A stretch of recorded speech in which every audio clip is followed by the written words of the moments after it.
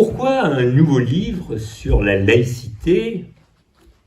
alors qu'il y en a eu tant d'écrits depuis des dizaines d'années? Peut-être parce que ce livre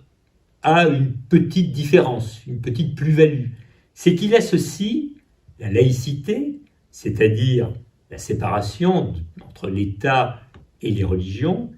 et l'enseignement du fait religieux, l'enseignement des religions, comme moyen justement de conforter la laïcité, c'est-à-dire de conforter le vivre ensemble au sein de la France de 2023.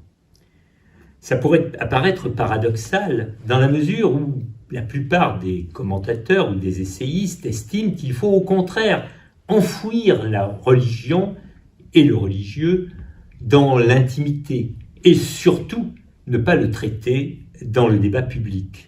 Être prudent en matière de religion est essentiel, mais ne pas connaître la religion, ne pas connaître les religions, ne pas connaître le facteur religieux, c'est probablement une grave erreur, parce que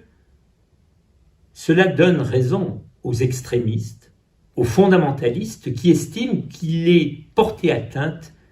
à ce qu'il y a de plus essentiel au sein de la liberté de pensée ou de conscience, c'est-à-dire la possibilité d'avoir et d'exprimer une foi religieuse.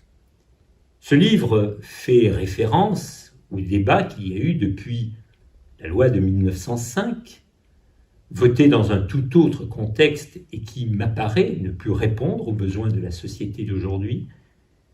Elle fait référence également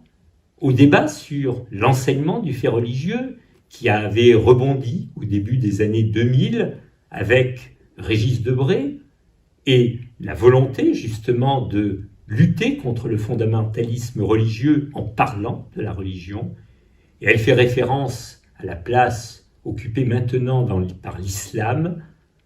au sein de notre société, place qui fait tellement de débats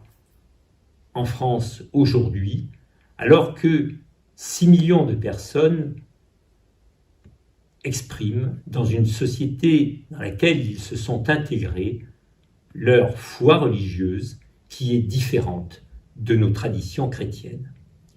Voilà de nombreux sujets qui méritent d'être traités probablement à nouveau frais et que ce livre tente d'aborder comme une ouverture au débat.